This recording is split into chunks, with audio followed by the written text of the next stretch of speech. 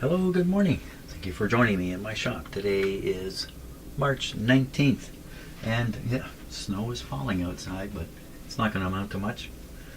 But what's with the snow and the cold weather? North of here really got a lot of snow, and I don't know about today, but yesterday, I think, and the day before, they got a lot of snow. It's the middle of March. How can this be?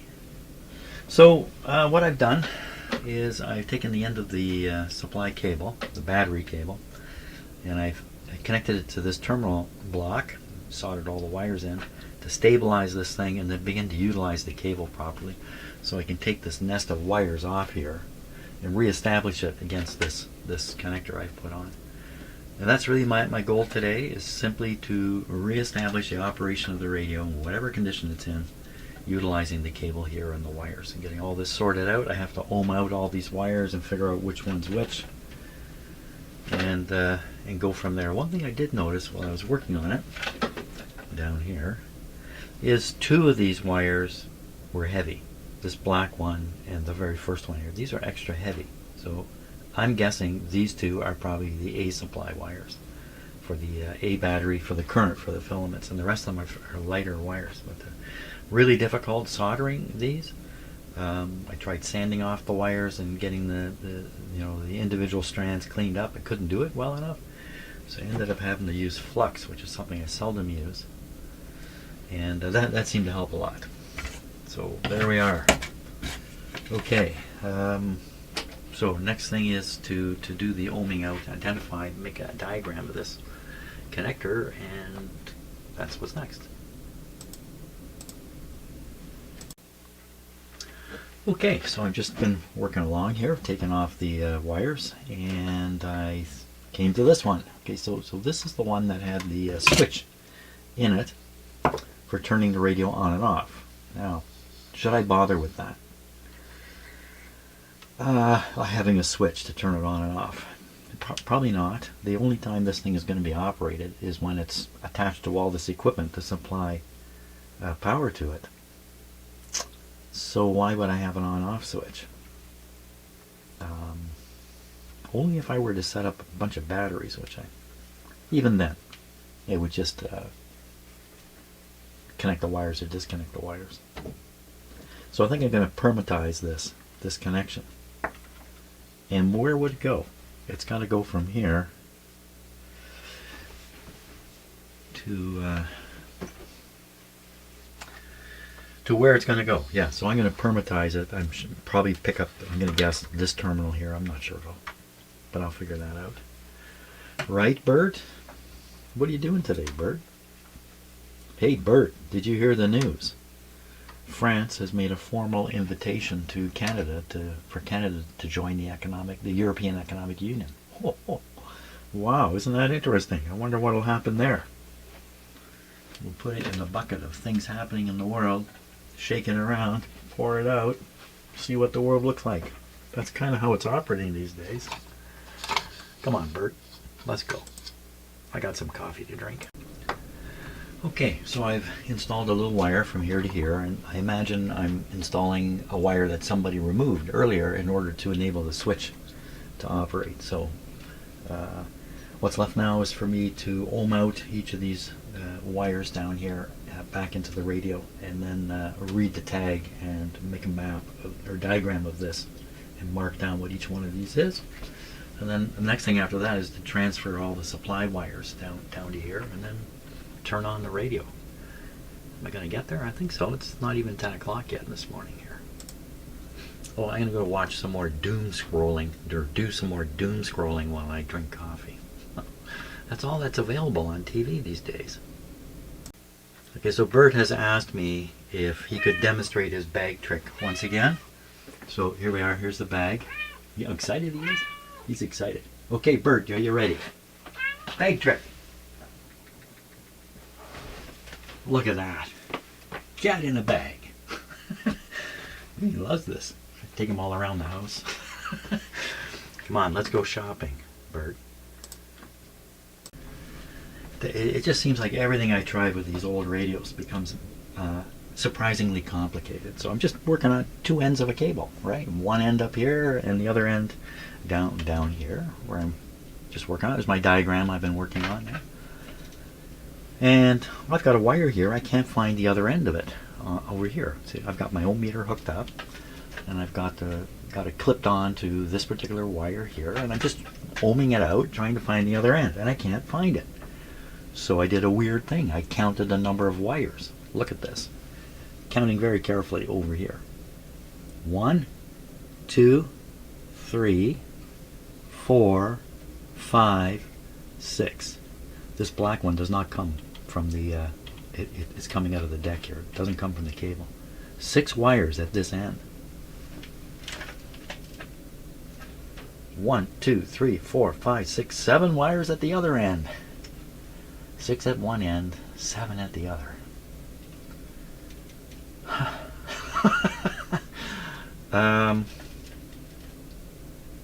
Right. So what's the implications of that? That they only needed 6 wires and they only used 6 and 1 was extra? That's not very likely. How do you reason this out? And the wire colors here, you really haven't matched at all what's on the other end. The color of the wires, is, as usual on these old radios, the color of the wires has changed over time. Wow. Clearly this is a good time for coffee, I think. Yeah, let's go watch some more. Let's see what's happened in the world over the last 5 minutes. So I undertook this because I believed there would be no shorts in the cable. What I found so far, well, I'm not sure what I found. There seems to be 1 wire missing at one end. How could that be? Now look at this. You see where I got the clip lead connected in the middle here on this black wire. I cannot spot any black wire coming out of there. But I can do this. Okay, so that's where that wire goes.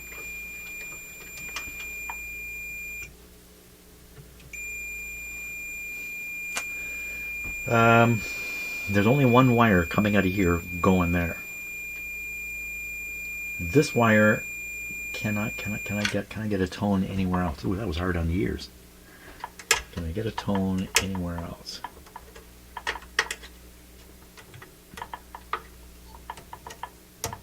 So I'm just going to all the cable ends. I get a tone there. So that one is labeled A+.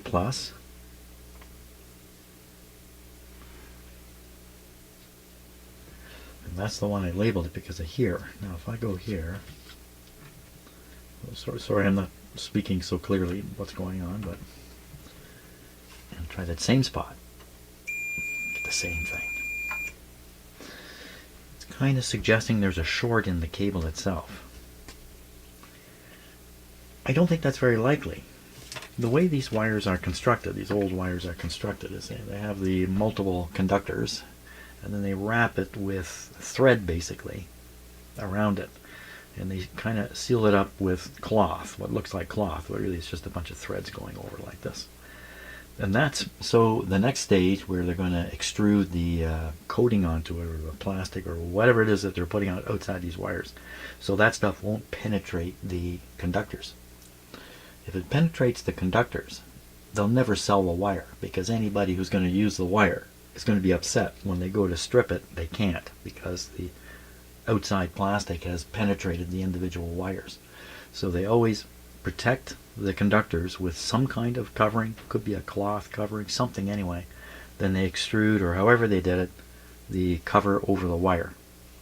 I really don't know how they did that. So what that means is, mostly what you see when you look at the damage in this wire is the outside plastic sort of cover is disappearing, but the cloth remains inside. Now the cloth itself isn't great insulation, but what it does is it keeps the conductors from touching. So the cloth is in between them. In the worst case, that's all you've got. It still probably won't short. Now if you took this cable and really worked it around, yeah, I think it would develop a short at that point. Has that happened? I don't think so. When I look at this cable, it's still fairly straight. Doesn't look like it's really been kinked up sharp anywhere. There is an area here that has been roughed up, but you see I'm prepared to just cover it like that and just make it disappear, because when I examined it, again, I couldn't see anything that was actually shorted. But now I've got this problem. I've got 7 wires at one end, 6 at the other, and multiple wires showing the showing conductivity when they shouldn't, or should they? Because when I'm doing these tests, these wires are connected. In some cases, they're connected to very low resistance things, and it could be my ohm meter is finding another path. There could be multiple paths, so I'm getting false information here. Oh my gosh, can't anything be simple anymore? That's how far I got. So this one says A+, this one also A+. You know, what am I going to do here? Let's just finish it off, because just maybe in the end it all makes sense. It's just this one here, number 2. Let's do that one. So that's this one. No, the other way around. Don't be wrong now. That's this one. Okay, you can see it's kind of a yellow. If you look, you can see the other insulation. That's, well, it's a little bit of focus on that camera, but you can see there's insulation under the insulation. But this is probably just twisted threads. So you just untwist it, all comes apart. It's not very resilient in itself. Okay, where's this one going then? I was quite worried about a short developing right in here, but I was very careful. It doesn't look like it, but I was very careful, and I just don't think there's going to be a short up in here.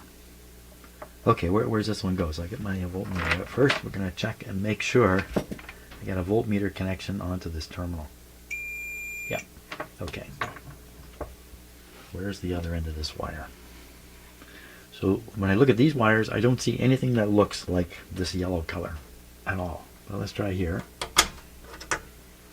Okay, let's try here. Okay, let's try here.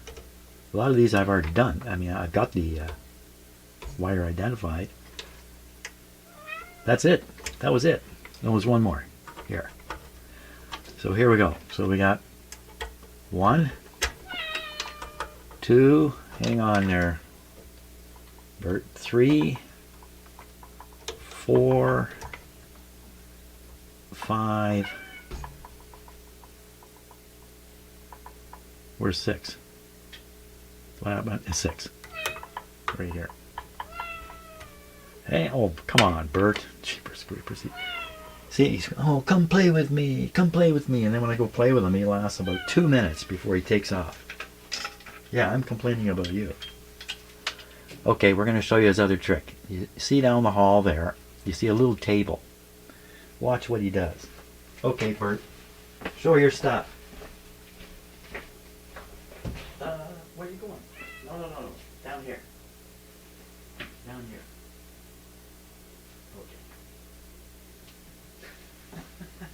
Okay. Okay, so that didn't quite work out.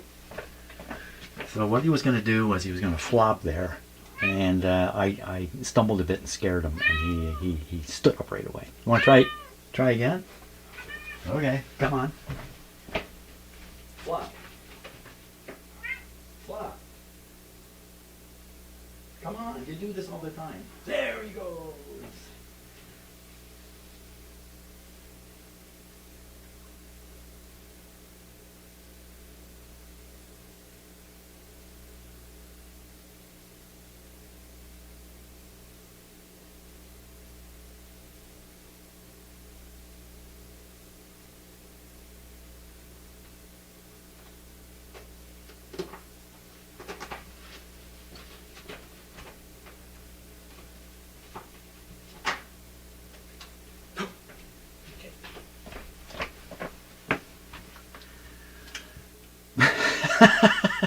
Hey, where'd you go?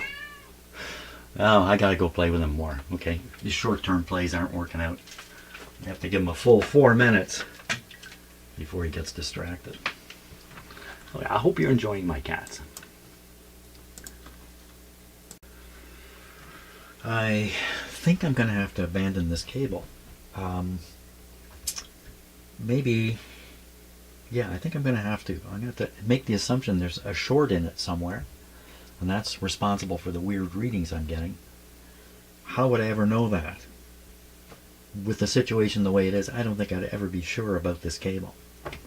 And if I pretend it doesn't have a fault when it does, then I'm going to be doing stuff over here when in fact the problem is this cable.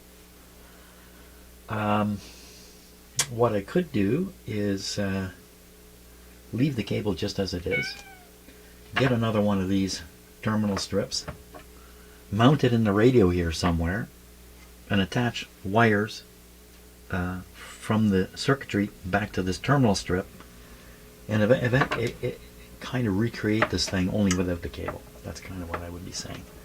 Then we'd have a terminal strip mounted in here. That's probably what I'm going to have to do, because I have the feeling I'm on the verge of wasting a lot of time dealing with this cable. I already have. So, not sure I want to take this on today. And, you know, what do you say, Bert? What do you think? Yeah.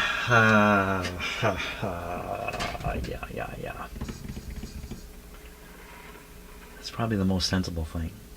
You know, I could practically, just excuse me here a little bit, cat. Just over a little bit. Yeah, good show. Okay, you're basically showing your arse to the world here. Come on, over that. Maybe what I could do, I can mount it right here, and then take the existing wires and put them up onto the thing. I should probably replace all these wires. It's not a big deal. Got to think about this a little bit, because there's always logistics. Come on, Bert, let's go play. Okay, gave this a little more thought. So even if this cable were good today, once it gets handled some more, sooner or later a short may occur inside that cable. So really it doesn't make sense for me to try to preserve it for use. I could preserve it for look. I could just keep it, you know, on the radio, because it's a piece of the history of the radio, but ignore it by cutting it off here, putting in the terminal strip, rerouting all these wires to the terminal strip, and then going from there. And then if I did want a cable to come out, get another cable with how many wires? 7 on one end, 6 on the other. Find one of those cables and put it on if I really wanted to, but I probably wouldn't want to. Okay, so I'm going to stop for today. And I got a little more time for this to think, sink and think in my head before I go ahead and do this. Such a simple radio, causing so many complications. Okay, well, thanks for watching the short one here, and I'll probably be in here tomorrow. See ya.